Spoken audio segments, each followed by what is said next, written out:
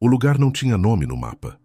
Era uma abertura na pedra calcária às margens da Serra do Mel, no interior do Rio Grande do Norte, que os moradores mais velhos do distrito chamavam de Gruta da Esperança, sem nenhuma razão específica, só porque alguém um dia tinha chamado assim e o nome ficou. Débora Nascimento, 32 anos, agente comunitária de saúde, chegou até ali caminhando pela estrada de barro no final de uma tarde de setembro, com uma mochila nas costas, uma mala pequena presa por baixo do braço e o ventre de 7 meses à frente de tudo como uma proa. Havia parado de chover 1 hora antes. A terra ainda cheirava a petricor, aquele cheiro de início que a chuva deixa quando vai embora, e a luz do fim da tarde entrava pelas folhas das catingueiras com aquele dourado específico do sertão que não existe em nenhuma outra parte do mundo. Débora entrou na gruta devagar, deixou a mochila na pedra mais plana que encontrou e ficou em pé, olhando para dentro daquele espaço de teto baixo e paredes frias, como se tentasse decidir se aquilo era o fim ou o começo. Ela esperava sentir terror. Sentiu algo completamente diferente. Havia uma paz naquele lugar que não tinha origem lógica, uma quietude que era mais densa do que quietude comum, como se as pedras ao redor guardassem algo que ela ainda não sabia o nome. E havia uma vela. No fundo da gruta, numa fresta da rocha, uma vela verde que alguém havia deixado ali havia quanto tempo ela não sabia, com a cera endurecida ao redor e um cheiro de palma benta que ela reconheceu da infância, sem conseguir explicar de onde vinha o reconhecimento. Ela não a acendeu ainda, só ficou olhando e sentiu, por baixo de todo o desespero e do cansaço e da dor lombar que não passava desde o 6º mês, uma certeza que não era dela. Uma certeza de que ela não estava sozinha naquele lugar. Não existe jeito certo de contar o que é parar numa gruta com 7 meses de filho no ventre, depois de ter perdido tudo que tinha em menos de 90 dias. Não existe linguagem que faça jus ao tamanho daquilo. Débora havia acordado naquela manhã com a compreensão de que não havia mais nenhum endereço no mundo onde ela tivesse o direito de colocar a cabeça, nenhum telefone para ligar, nenhuma porta certa para bater. E mesmo assim, havia ido. Havia pego a mochila e a mala, e havia caminhado porque parar era a única coisa que ela não conseguia mais fazer. Esta é uma história emocionante de fé que transforma, de proteção divina, que não abandona mesmo quando o mundo inteiro abandona. Da intercessão de São Rafael Arcanjo na vida de uma mulher que chegou ao lugar mais solitário que existe e encontrou lá, na pedra e no silêncio, algo que ela havia procurado em pessoas a vida toda e que nenhuma pessoa tinha conseguido dar.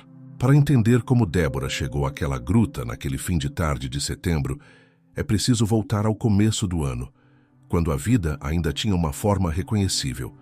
Débora cresceu no município de Mossoró, filha de um comerciante de feira e de uma doméstica que criaram os 4 filhos com a frugalidade e a fé de quem sabe que recurso limitado exige que Deus complemente. Era a mais velha, a que ajudava a mãe antes de ir para a escola, a que fez o curso de agente comunitária de saúde, pagando as parcelas com o dinheiro que guardava dos bicos de fim de semana. Conhecia cada família da microárea que ela cobria no bairro Nova Vida, como quem conhece a própria família, sabia o nome dos filhos, sabia quando a Dona Maria não estava bem pelo jeito que o portão estava fechado de manhã, sabia quando o seu João havia bebido pela posição das cadeiras na varanda. Era a pessoa que aparecia, sempre, com o caderno de visitas e o medidor de pressão e a paciência que nenhum protocolo ensinava, porque ou você tinha ou não tinha. E ela tinha. Rezava todas as noites, um hábito que a mãe havia ensinado e que ela nunca largou, nem nos anos de república, nem nos anos de tudo corrido. O terço ficava na mesinha de cabeceira e ela passava os dedos antes de dormir, mesmo nos dias em que as palavras não vinham. Era a forma dela de dizer que ainda estava lá. A demissão chegou no 4º mês. A gestão municipal havia mudado depois das eleições e o novo secretário de saúde havia decidido cortar agentes comunitários para realocação de verba. Débora foi chamada numa sexta-feira e recebeu o comunicado com a formalidade de quem não está acostumado a olhar no olho de quem está demitindo. 7 anos. 7 anos de microárea, de família conhecida pelo nome, de visita feita com chuva e com sol. A pasta de visitas dela tinha 243 famílias cadastradas, com histórico de 3 anos de acompanhamento. Desceu as escadas da secretaria com a carta na mão e ficou parada na calçada da rua Professor Lauro Pinto por um tempo sem conseguir andar. Então veio de lugar nenhum uma frase que ela havia ouvido uma vez na homilia de um padre, que substituiu o pároco de férias e que ela nunca havia entendido completamente até aquele segundo exato. Não te deixes vencer pelo mal, mas vence o mal pelo bem. Ela não sabia de onde tinha vindo, mas ficou. Se essa história está tocando em algo dentro de você, dá o like agora e se inscreve no canal. Porque o que Deus estava preparando para Débora, ninguém ao redor dela conseguia enxergar ainda. Com o emprego perdido e Rodrigo cada dia mais ausente de dentro mesmo quando presente de fora, os meses seguintes foram de uma solidão que ela aprendeu a carregar sem mostrar, porque mostrar era dar à dor um tamanho que ela tinha medo de não conseguir reduzir depois. Rodrigo havia parado de tocar no assunto da gravidez, como se o silêncio pudesse fazer aquela realidade se tornar menos real. Numa noite do 6º mês, ela tentou uma conversa direta. Sentou à mesa da cozinha, esperando ele terminar o jantar e disse: Rodrigo, essa criança vai nascer em 3 meses. Você precisa me dizer se vai estar aqui. Ele ficou em silêncio por um tempo. Depois disse, com aquela frieza de quem já tomou uma decisão, mas ainda não encontrou coragem de dizer em voz alta: Eu não consigo fazer o que você precisa que eu faça, Débora. Eu sei que não é o que você quer ouvir. Ela foi para o quarto, deitou de lado, colocou as mãos no ventre e ficou ouvindo o silêncio do apartamento. O bebê mexeu, forte e preciso, como confirmação de que estava lá e que era real e que nada ia mudar isso. E ela chorou por um tempo, sem tentar parar. Ligou para a mãe em Mossoró no dia seguinte. Dona Teresa atendeu com a voz de quem sabe, pelo tom da ligação, que não é mensagem boa. Débora contou tudo. A mãe ficou em silêncio por tempo suficiente para que Débora soubesse o que vinha. Então disse com aquela voz de julgamento que se disfarça de verdade: Débora, eu te criei na palavra de Deus. Você foi morar com um homem sem casar, e a Bíblia é clara sobre isso. Você colheu o que plantou. Aqui em casa seu pai não está bem, e eu não tenho condições de receber você com bebê na barriga. Débora disse: Mãe, eu estou grávida de 7 meses e estou sem emprego e sem casa. A mãe disse: Você devia ter pensado nisso antes. Você é agente de saúde, Débora. Você orienta as outras. Precisava se orientar você mesma. Desligou. Débora ligou para o irmão Evandro, que morava em Natal. Evandro disse que o apartamento era pequeníssimo com os 2 filhos e que a esposa não havia aceitado. Ela havia tentado 2 dias em Mossoró, na casa de uma colega que havia dito que podia ficar só uma noite, e então de uma pensão que cobrou adiantado e que ela pagou com os últimos recursos que tinha. Na manhã do 3º dia, sem dinheiro para mais uma noite de pensão e sem nenhum número de telefone que não houvesse respondido com alguma versão do não dá, Débora lembrou da gruta. Havia passado por ali uma vez numa visita comunitária a uma família de agricultores que morava próximo. E uma das filhas mais velhas havia dito que antigamente os vaqueiros usavam a gruta como abrigo quando a chuva pegava de surpresa na estrada. Ela não havia pensado naquilo como opção real até aquele momento em que todas as outras opções haviam acabado. Tomou o ônibus até o final da linha, caminhou pela estrada de barro e chegou quando a chuva ainda estava parando. Quando entrou e viu a vela verde e sentiu aquela paz que não devia estar ali, não pensou em São Rafael ainda. Pensou apenas: isso não é abandono. Isso parece chegada. A família de agricultores era a dos Ferreira, que morava a menos de 1 quilômetro da gruta. E foi Marlene Ferreira, 57 anos, mãe de 5 filhos e avó de 11, que apareceu na entrada da gruta na manhã seguinte com uma tigela de mingau de milho coberta com pano de prato. E os olhos que tinham visto coisa suficiente para não se surpreender com muita coisa. Olhou para Débora, para a barriga, para a mochila e disse com a praticidade do sertão que não desperdiça a palavra: "Você passou a noite aqui?" Débora disse que sim. Marlene disse: "Vem tomar café na minha casa enquanto a gente conversa." E foi. Não perguntou se Débora queria. Foi. Débora foi atrás com a mochila nas costas. Na casa dos Ferreira, uma construção de adobe com piso de cimento e uma janela com vista para o serrote, Débora comeu e tomou café, e contou o suficiente para que Marlene entendesse sem precisar contar tudo. Marlene ouviu em silêncio, depois disse: "Essa gruta tem nome de esperança por uma razão que a maioria das pessoas esqueceu. Antigamente a comunidade rezava lá no mês de outubro, dia 29 de outubro especificamente, que é a festa de São Rafael Arcanjo. Minha mãe dizia que era o lugar mais orado do município." Débora ficou olhando para ela. "São Rafael Arcanjo?" Marlene disse: "O protetor dos caminhantes, o que cura. Minha mãe tinha muita devoção a ele. Quando meu pai ficou doente e os médicos não davam prognóstico bom, ela rezou novenas a São Rafael durante 30 dias. Meu pai viveu mais 15 anos. Ela parou um segundo. Essa gruta é o lugar dele por aqui." O outro vizinho era seu Firmino, 73 anos, ex-vaqueiro aposentado que morava do outro lado da estrada e que tinha o costume de passar pela gruta toda manhã para ver se está tudo bem com o lugar, como ele mesmo explicou quando apareceu na tarde do segundo dia com um pedaço de rapadura e uma garrafa de água de poço. Ficou parado na entrada da gruta, olhando para dentro por um momento antes de falar. "Você achou a vela", disse ele, olhando para a vela verde que Débora havia acendido na noite anterior com um fósforo que tinha na mochila. "Era da Geralda", ele continuou. "Uma mulher que ficou aqui uns tempos atrás, não muito tempo, uns 2 anos. Também estava passando por coisa difícil. Ela tinha um problema com uma herança da avó dela que um primo havia manipulado com um documento falso. Ficou aqui rezando e pensando durante 1 mês. Deixou a vela e umas coisas num canto da gruta antes de ir embora." Débora ficou em silêncio. "Que tipo de coisas?" Seu Firmino disse. "Ela guardou numa mochila atrás da pedra grande do fundo. Disse que deixava para quem viesse depois precisar. Disse que São Rafael ia mandar alguém na hora certa." Débora foi até a pedra grande naquela mesma tarde. Atrás dela havia uma mochila de lona encardida com as alças ressecadas pelo clima seco do sertão. Dentro havia um plástico grosso fechado com durex que protegia o conteúdo da umidade.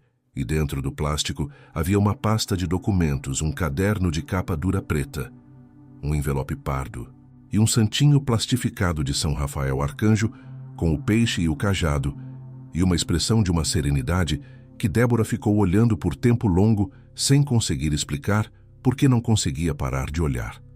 Na frente do envelope havia escrito com caneta azul: "Para quem Deus mandar." Ela colocou tudo no colo, ficou assim com a luz da tarde entrando pela entrada da gruta e sentiu o coração bater diferente. Não de medo, de reconhecimento. O caderno de Geralda era escrito com a urgência e a precisão de quem sabe que o tempo é curto e que cada palavra precisa carregar peso suficiente para durar até que alguém encontre. Geralda havia sido professora municipal em Areia Branca por 14 anos e havia perdido o apartamento que havia herdado da avó através de um processo de inventário manipulado pelo primo que havia conseguido, com a ajuda de um tabelião corrupto do município, fazer constar no registro do imóvel uma escritura antiga com data adulterada que anulava as disposições do testamento da avó. Ela havia contratado um advogado com o dinheiro que tinha, e o advogado havia desaparecido depois de receber os honorários. O processo havia ficado parado no cartório do 2º ofício de Mossoró por 2 anos, sem que ninguém conseguisse fazer avançar. Ela havia documentado tudo, com a disciplina de professora, que sabe que evidência precisa ser organizada para ser usável, cópias de documentos, registros de datas e conversas anotados no caderno, o nome e endereço do tabelião envolvido, o nome do primo com seu RG e CPF, a identificação do advogado sumido com seu número de OAB e uma lista de 3 moradores da região que haviam testemunhado conversas e que Geralda acreditava que deporiam se tivessem proteção adequada. Na última página do caderno, com letra menor e mais apressada, fiquei aqui até onde consegui. Débora leu o caderno inteiro antes de dormir.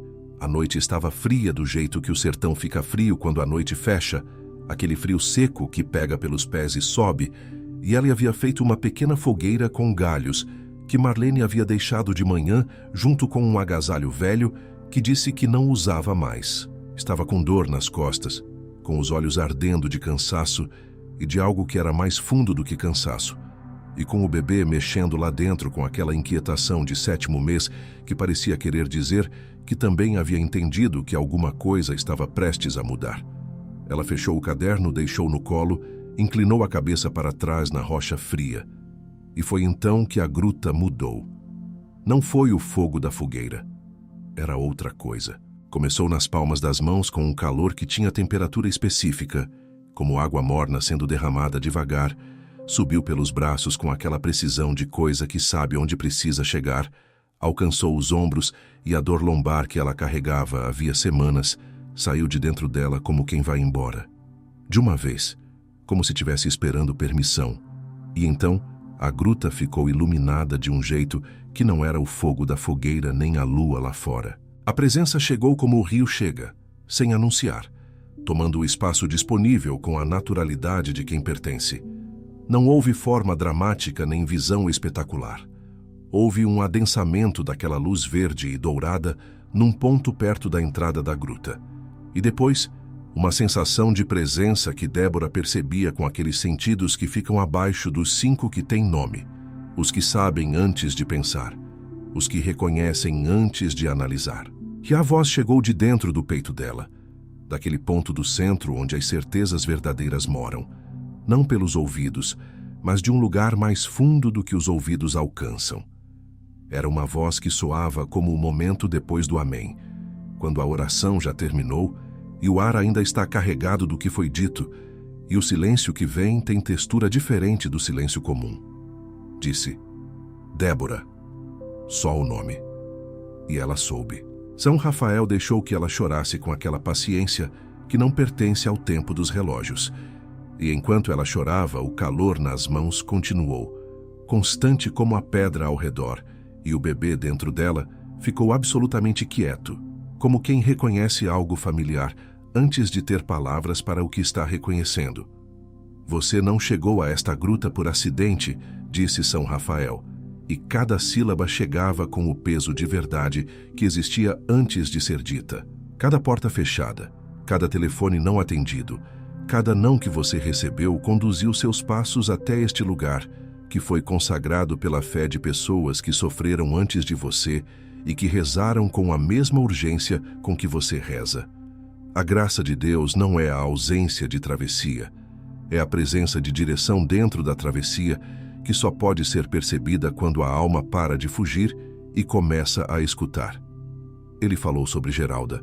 Disse que ela havia sido conduzida à mesma gruta pelo mesmo caminho de perda e abandono, que havia documentado com fidelidade e precisão tudo o que precisava ser registrado, que havia cumprido sua parte com o que tinha. Então São Rafael falou sobre a missão que lhe havia sido confiada desde que acompanhou Tobias na estrada, sobre ser o arcanjo da cura e do caminho dos que viajam em estradas que não escolheram, sobre como a graça de Deus que não abandona seus filhos no deserto havia estado presente em cada momento em que Débora havia achado estar completamente sozinha, na calçada de Mossoró quando saiu com a mochila, na pensão quando o dinheiro acabou, na beira da cama no apartamento de Rodrigo quando o bebê mexeu forte e preciso como confirmação. Eu estava em cada uma dessas horas, disse São Rafael, não para te tirar do sofrimento, para curar dentro de você o que o sofrimento ia quebrando, para que quando chegasse a hora de se levantar, você se levantasse com o que foi curado. Disse então o que era a missão dela. Usar o que Geralda havia deixado, usar o que ela mesma sabia de acompanhamento comunitário e de documentação de saúde pública para entender e organizar as provas, encontrar os aliados que apareceriam como resposta a orações já feitas e por fazer, e trazer à luz uma injustiça que havia ficado enterrada naquela gruta, esperando por alguém com força suficiente para carregá-la até onde precisava chegar. Minha função como arcanjo curador não é resgatar os filhos de Deus do sofrimento. Quando a luz foi diminuindo e a presença de São Rafael foi se tornando mais como memória aquecida do que como ocupação de espaço, ele deixou com ela não euforia, mas uma paz que era sólida como a pedra ao redor. Uma certeza de fé que havia sido fio durante toda a vida e que naquela noite havia se tornado fundação. E antes que o sono chegasse, com a fogueira baixando e o frio do sertão voltando devagar, Débora tomou uma decisão no coração com aquela simplicidade das coisas que são certas antes de serem pensadas. Se a criança fosse menino, se chamaria Rafael, em honra e testemunho ao arcanjo que a havia curado naquela pedra. Se fosse menina, Rafaela. Era o menor presente que ela conseguia oferecer diante do maior presente que havia recebido. Ela acordou com os pássaros da caatinga e a luz do sol entrando pela abertura da gruta, com aquele dourado de manhã cedo que no sertão tem uma qualidade diferente do dourado de qualquer outra hora. Ficou deitada na rocha com o agasalho de Marlene, por cima por alguns minutos com as mãos no ventre, conversando com o filho sem palavras. Depois se levantou, foi até a entrada da gruta e olhou para o serrote e para a caatinga e para a estrada de barro que havia chegado até ali, e pensou que aquele lugar que parecia o fim era na verdade o lugar mais alto que ela havia estado em muito tempo. Então voltou para dentro e abriu o caderno novo que tinha na mochila e começou a trabalhar. Passou 2 dias organizando o material de Geralda, com a meticulosidade de agente de saúde, que aprendeu que registro impreciso pode custar vida. Separou documentos por categoria, criou linha do tempo das irregularidades no inventário, identificou cada nome com função específica e fez um resumo de 3 páginas que qualquer pessoa pudesse entender sem conhecimento jurídico prévio. Marlene trazia comida 2 vezes por dia e ficava sentada na entrada da gruta conversando enquanto Débora trabalhava. Foi Marlene quem disse, numa dessas tardes, que conhecia um promotor de justiça que havia estudado com o filho mais velho dela e que tinha reputação de não ser comprável. O nome dele é Dr. Iranildo Carvalho. Antes de continuar, precisa fazer uma coisa. Dá o like agora e se inscreve no canal. Porque o que Débora vai fazer com o que está nas mãos dela vai mostrar o que a fé é capaz de mover quando age junto com coragem. O contato com o Dr. Iranildo foi feito por telefone com a intermediação do filho de Marlene. O promotor atendeu com a brevidade profissional de quem tem tempo medido, ouviu o resumo de 2 minutos que Débora havia preparado e disse: "Isso que você está descrevendo soa como falsidade ideológica em documento público e estelionato. Se a documentação for o que você diz, quero ver." Marcou para a semana seguinte em Mossoró. Débora foi de ônibus com a pasta organizada e a barriga de 7 meses e meio, e com Marlene ao lado, que havia insistido em acompanhar porque mulher grávida não vai sozinha a lugar nenhum importante. Na sala do Dr. Iranildo, que era um homem de 50 anos com óculos de grau e uma mesa coberta de processos, que sugeria que ele não dormia o suficiente, Débora apresentou o resumo e depois a pasta. Ele leu em silêncio por um tempo, que pareceu longo. Depois disse: "O número de OAB desse advogado que desapareceu com os honorários está no caderno?" Débora disse que estava. Ele disse: "E o tabelião tem nome completo documentado?" Ela disse que tinha. Ele ficou mais um momento em silêncio. Depois disse: "Vou verificar os registros." A verificação levou 10 dias. O cartório confirmou a existência do registro com a data adulterada. O número de OAB do advogado confirmou que ele havia sido indiciado 2 anos antes em outro município por prática similar e que havia um processo administrativo em aberto na OAB do Rio Grande do Norte. Os 3 moradores da lista de Geralda foram contactados pelo promotor e 2 deles concordaram de imediato em prestar depoimento. O terceiro pediu 1 semana para pensar e depois também concordou. O inquérito foi aberto formalmente. O primo de Geralda foi notificado. O tabelião foi afastado preventivamente enquanto a investigação prosseguia. Quando o doutor, a prima atendeu na segunda ligação. Geralda estava em Natal trabalhando como professora particular e quando recebeu a ligação de Débora, ficou em silêncio por um tempo que Débora aprendeu a reconhecer como o silêncio de quem está processando algo que esperou por muito tempo, mas que chegou de um jeito que não era possível prever. Depois disse com a voz embargada: "Eu rezei a São Rafael Arcanjo durante 2 anos. 2 anos pedindo que aparecesse alguém." Débora disse: "Apareceu uma agente comunitária grávida numa gruta." Geralda não conseguiu responder por um momento. Depois disse: "Claro, é exatamente o tipo de coisa que São Rafael faz." As duas riram juntas com aquele riso que chora ao mesmo tempo. Havia um advogado que trabalhava para o primo de Geralda, que ligou para o Dr. Iranildo, tentando primeiro questionar a legitimidade da prova documental e depois, numa segunda ligação, sugerir um acordo que preservasse o nome do cliente. O promotor disse por escrito que o inquérito seguiria seu curso. Numa tarde em que Débora estava no cartório de Mossoró, buscando uma certidão necessária para complementar a documentação, um homem que ela não reconhecia se aproximou no corredor e disse com uma amabilidade que não escondia o que estava por baixo: "Você está na reta final de uma gravidez. Não precisa de estresse desnecessário. Esse negócio pode ser resolvido em família sem precisar de promotor." Débora ficou olhando para ele por um segundo. Sentiu o calor. Respirou. Disse com uma voz que saiu com uma firmeza que ela não havia planejado, mas que estava lá: "Geralda passou 2 anos sozinha tentando resolver isso. Eu não vim até aqui para resolver em família." O homem foi embora. A audiência de instrução aconteceu numa terça-feira do 8º mês e meio. Débora participou presencialmente com o Dr. Iranildo ao lado e Geralda ao outro lado. E o juiz examinou a documentação com a atenção de quem entende a gravidade do que está diante dele. O laudo pericial confirmou a adulteração na data do documento de escritura. O primo de Geralda, diante do laudo, pediu para falar com o advogado durante a suspensão. E quando voltou, havia na postura dele algo que não estava antes, uma contenção que era o começo de reconhecimento. Na madrugada de uma quinta-feira, com a sentença marcada para a semana seguinte, Débora acordou com as contrações.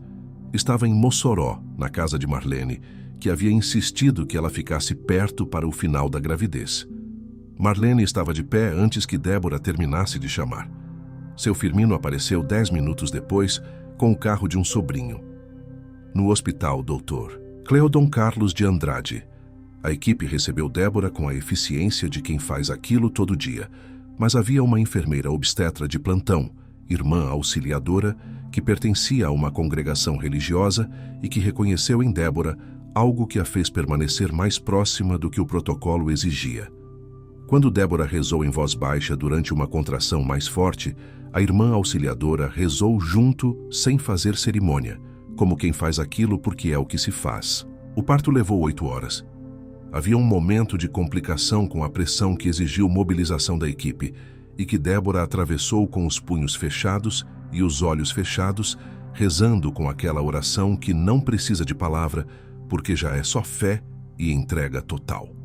O calor nas palmas das mãos veio forte naquele momento, o mais forte que havia sentido desde a noite na gruta, e ela sentiu com uma certeza que era física e espiritual, ao mesmo tempo que São Rafael Arcanjo estava naquela sala. Não como aparição, como proteção, como a qualidade de presença que não faz barulho, mas que é tão real quanto as mãos da equipe médica que estavam ali fazendo o que precisava ser feito.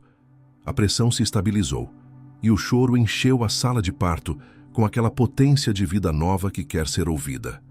A médica disse: "É menino."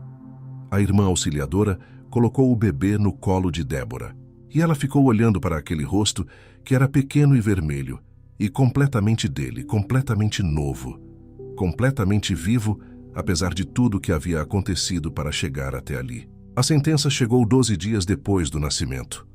O juiz declarou a nulidade do documento de escritura adulterado, determinou o cancelamento do registro irregular, restituiu a Geralda a propriedade do apartamento que havia pertencido à avó e condenou o primo ao pagamento de indenização por danos morais e materiais calculados sobre os 2 anos em que Geralda havia ficado sem o que era seu por direito.